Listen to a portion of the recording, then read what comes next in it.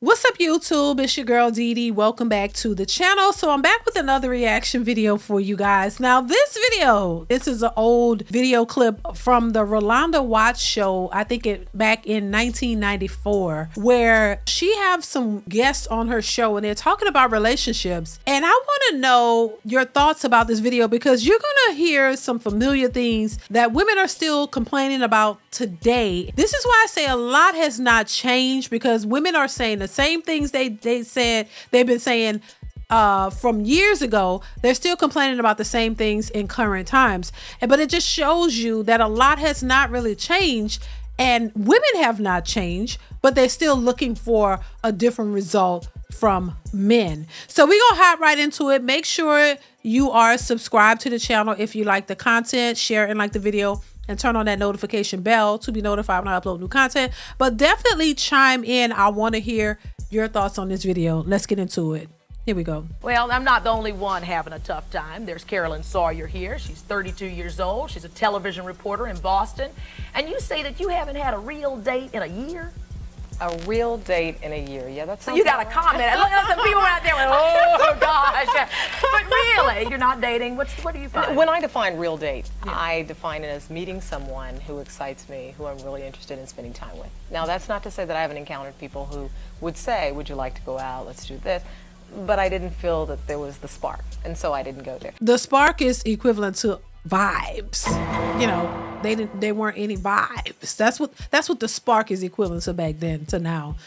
Vibes. There was no vibes. You know, there was no chemistry. Let's continue. I'm looking for my father, who's a wonderful black man, who's hardworking, who loves his family. My parents have been married nearly 40 years. So I've got great examples of wonderful relationships. And I look at that and I kind of look around and say, well, where are those brothers? Yeah. We're not talking rocket scientists here. We're just talking about men who are comfortable enough, confident enough to come up and say, look, I think you got a lot going on. Mm-hmm. How about spending some time? Do you find, because I have people who say this, say you're on TV, you have a job, you know, you got it kind of going on there. You must have dates every single night. And they say no, and then your friends say, you must be intimidating them. Do you get that?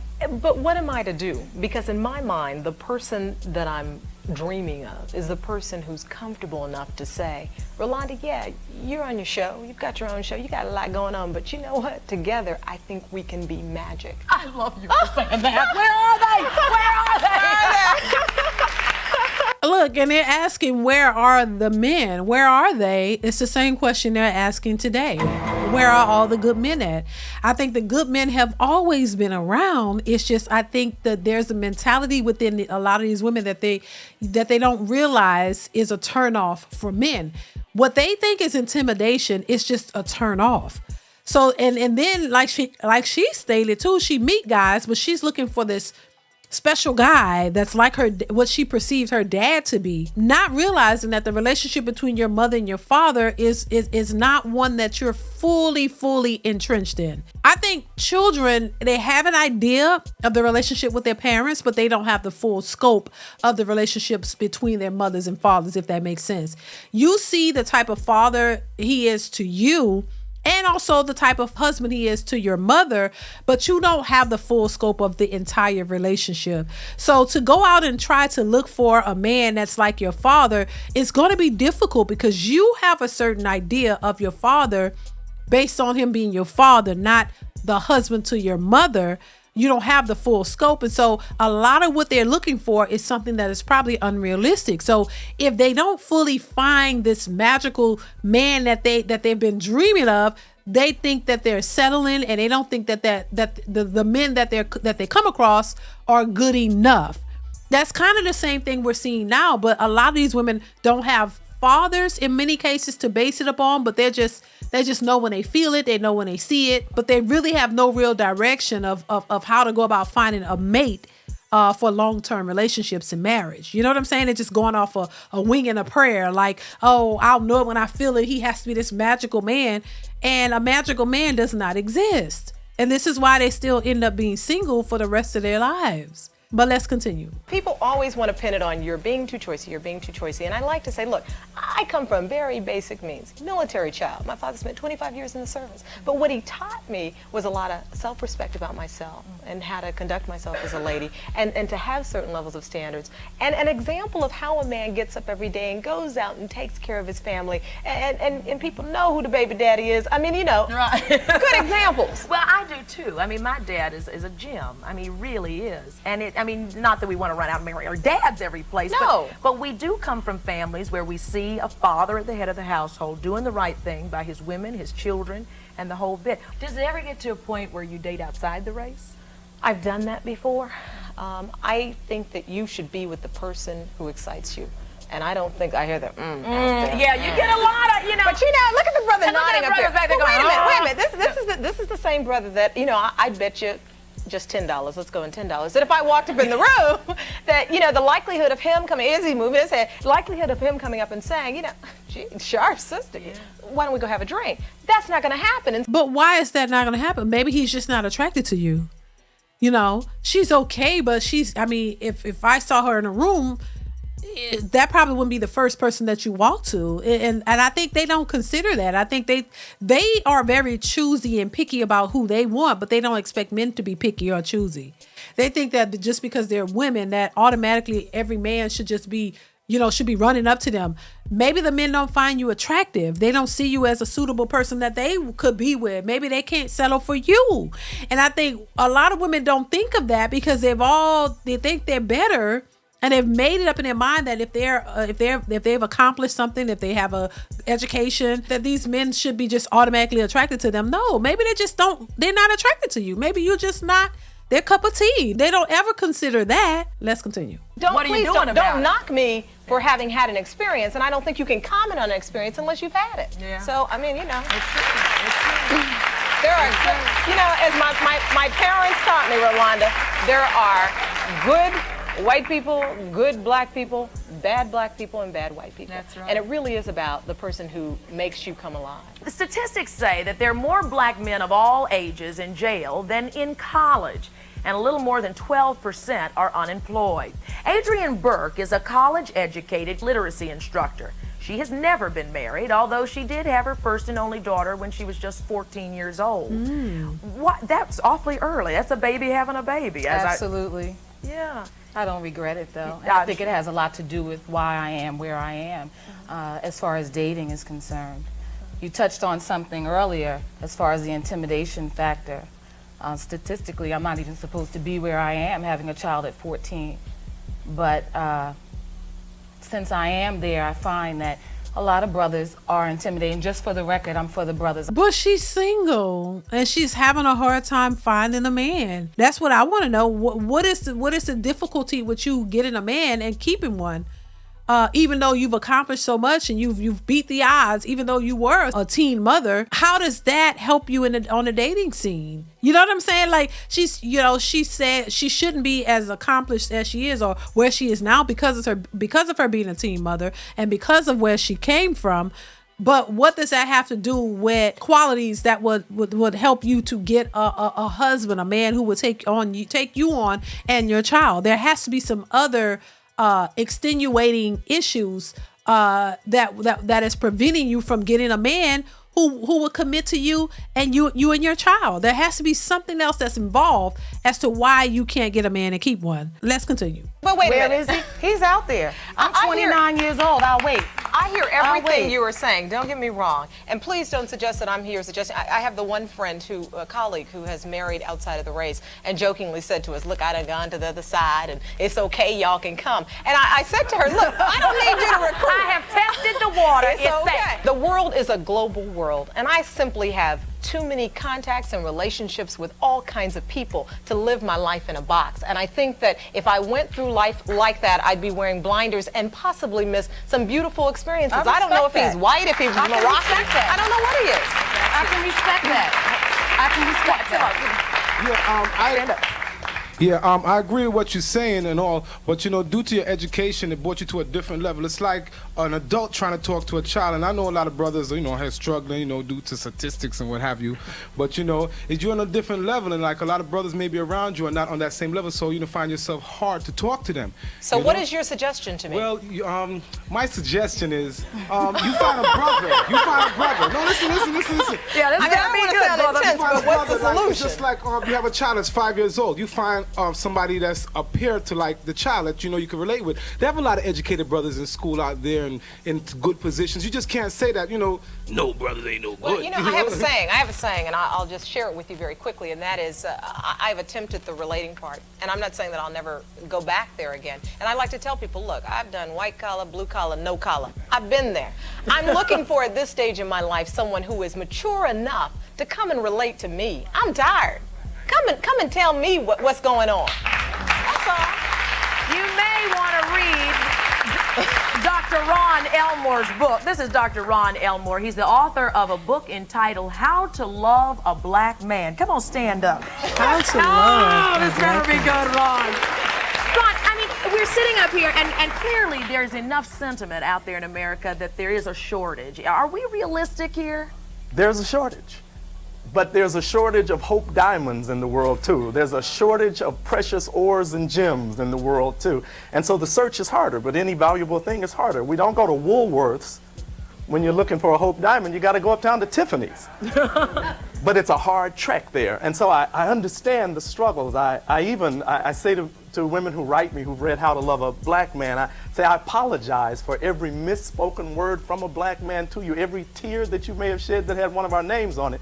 But at the same time, don't give up. Yeah, now this is a notion that all of these women are diamonds and they're on the Tiffany level. You know, a lot of these women are not. They may present themselves as one thing, but they're really not what a lot of men are looking for, you know. And once again, it points to this idea that if they're educated, that they're worthy of marriage and they're good women for relationships and long-term relationships. And a lot of times they're not. A lot of these women who have become educated, they do have this chip on their shoulder. A lot of them have this idea that they're better than men. The attitudes even then, like she says, she's tired of relating to men. She want a man to relate to her. But what if he just can't relate to you? Are you open to hearing his story and y'all relating to each other and just having a conversation and building something? A lot of times these women leave out the fact that they are looking for a savior. They want a man to come in and just cater to them. We see that more and more these days. But they were saying the same thing back then. Maybe not quite the same, but they're saying the same thing. You want a man to cater to you. You looking for a miracle, like a savior man, this special dude. You're looking for something extraordinary. And a lot of these women don't qualify for that. And it has nothing to do with your education and how you speak. It has everything to do with how you look, how you present yourself, how you speak, your mentality, all of that. And as we see, even this was in 1994, these women still don't look like the best of the best, just physically. And a lot of men are looking for real attractive women. They're just attracted to beauty, and they want something that's beauty. They don't care about your education. They don't care about all of that. They care about something that they like about you, and that attracts them to you. I'm sorry, a lot of these situations, I just think that the men were just not attracted to them. That's it. I don't think it has anything to do with their level of education, whether they're up here or whether they're down here. I just think the men just weren't attracted. That's all. That's all, simple as that. And I don't think they're thinking of that because they're always thinking higher when it's really just, you're just not his type. I'm just saying. Let's continue. A bunch of us who are in prison, there's a bunch of us who are already married. There's a bunch of us who are otherwise engaged for whatever the reason, but you're looking for one. That's right. And I want you to have that one, big time. And they're struggling to get that one. The same way a lot of women today are struggling to just get one because a lot of them are too picky. And they think that they're the best thing since sliced bread, so they will not settle. And they gotta get the man who's gonna bring everything that they want, and then you end up with nothing. Let's continue. It might require, as my father said, just asking for it. Asking and working. I heard you mention something about the waiting idea, and waiting is a wonderful thing to do. Patience is a big part of this process, but it needs to be a working wait. It needs to be the kind of wait where I want to see the time the lights go down, I want to see you, Carolyn, back there checking out this whole row and being I got a card coming this way because I want to connect with the one brother so we can talk about some open exchange of ideas, if nothing else. But it's going to take that kind of meeting in the middle. And what I'm hearing from my brother in the back, this characterization of very successful black women who are now attempting relationships with men who have not been as educated. I don't see it as a parent-child type thing. I see it as we have, even if there are two different languages, I believe what love is really about is making the commitment to bridge the gap. It's okay. Talk your way, brother. That's right. Question up here. I'd just like to pose a question to you. Say if a brother approached you, maybe a blue-collar worker or somebody who might work in the mailroom, approach you and try to get to know you. Would you reciprocate that same kind of friendship for that person just Absolutely. Absolutely. I think one of my endearing qualities is I get along with all kinds of people. I consider my pool of friends folk who in the mail room up to the boardroom. I think that's an endearing quality of mine that I think I learned from my family, that you respect all people. But if that's the case, usually those type of women find it easier to get a man. What is it that's stopping these nice women attract, well, if you think she's attractive, women who are successful, why is it so hard for them to get one man to take them that they like? Why is it so difficult then? You can't be all what you're saying you are, and you having this big of a issue finding a man. It should be easier for you to just get a man if you're so likable and you have all of these great characteristics, right? That's why I say something is missing. Let's continue. I would approach a sister like you and feel intimidated by your education and your prestige. Why are you intimidated though? I'm one of the nicest, down-to-earth sisters you're gonna meet. Because he feels like he might not be on the same level as you. What level is that? A person who's in the world, in the business world, just because he doesn't feel the same way as you. Now that lady down there said, then that's the man's problem. You know what? I think that basically what you should do is, instead of assuming something, like she said in the back, you want to know? Ask her out. Let's go have a drink. Let's talk about it. You're right. See where we go from there. You intimidated after that drink, I can't help you. Because I can talk the talk and I can walk the walk. Okay? You're right, and you're true, and no man should be intimidated by no woman, and vice versa. I feel that a man, as a young black man, being single, being educated, having a job, and I return home, I live in the South Bronx, I find that I'm attracted to a lot more women who are less educated and who may not have a job and who may have been in relationships previous that no one was there to tell them, don't go out there and sleep with this man at 14 and 15 and then you have a baby, because your struggle will be twice as hard. You understand? Because I'm smart enough to know your struggle was hard. My struggle was hard. Yes. However, it's made me a wonderful person. Yes, it has, no doubt. I have a lot to bring to the table. No doubt. You are a lot that. stronger now. Having been through what you've been through, you're a lot stronger. You're one woman that all men, all women should listen to. For you have went against the odds and come. Or you have gone against the odds. Thank you. Did you say you might be your man? Thank you for that correction. I think that's your man. But I love you anyway. When I corrected your English, I said you should have went, and I said it should have gone. The lady over here said, see, there you go intimidating men again.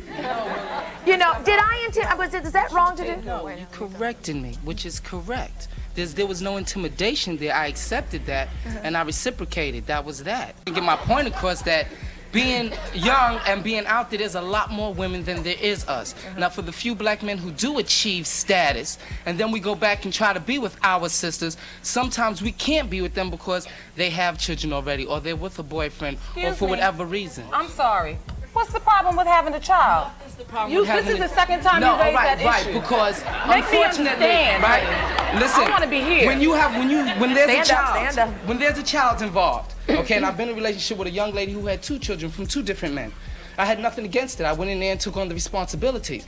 She ended that relationship because she felt that she couldn't have me and still deal with the fathers. I had nothing against the fathers. You can see your child, that's your child. But she broke it up because she still had to deal with the fathers. Oh, okay, so that's your issue when it comes to dating women with children. Because me and the children had a relationship, but when we broke up, I was out in the cold. For whatever reason, a man chooses not to date a woman with children, that's his business. That's a part of his standards. The same way women who are educated have certain standards, and they have certain men that they want to try to date, or it's the same way that men have standards too. They don't have to take on a woman with a child. This is what women never understood. Even then, they don't understand why men can't have a preference. If he has a preference of not dating a woman with children, what's your problem? Look at the attitude pops out. What's your problem with dating a woman? Come on, because I need to understand. No, you don't. You don't need to understand. The only thing you need to understand that is his preference, and he chooses not to date a woman with kids. That's all you need to know.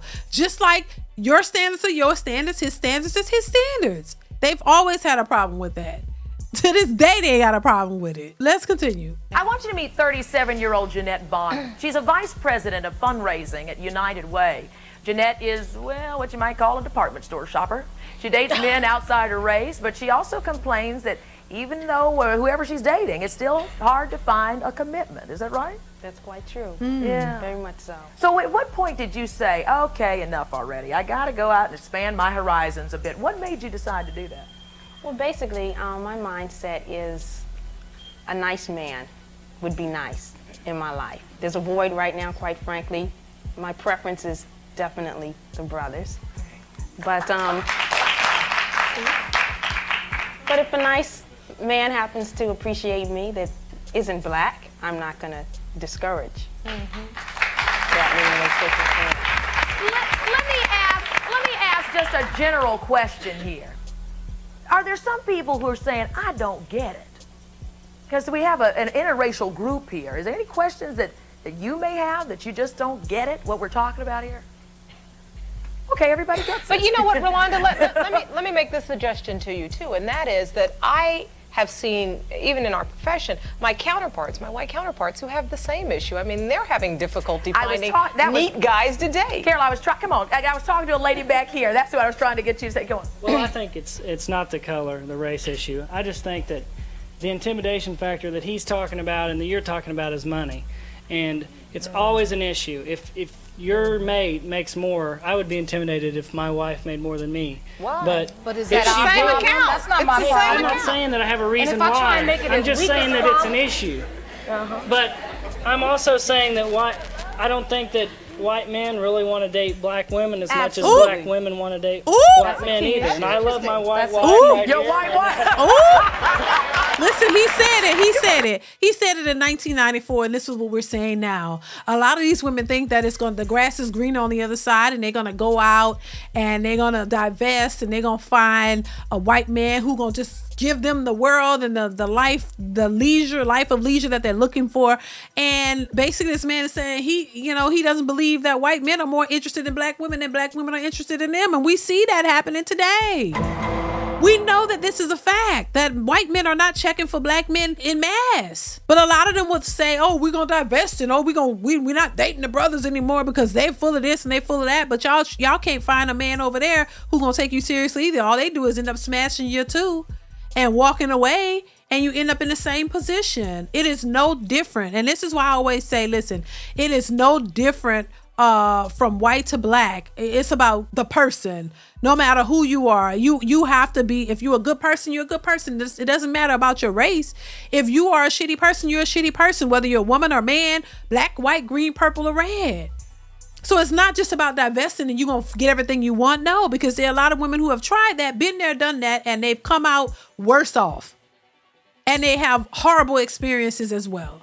And it's not a whole bunch of white men who are looking for black women. White men tend to date white women in mass, just as black men date black women in mass. Majority of black men are married to black women.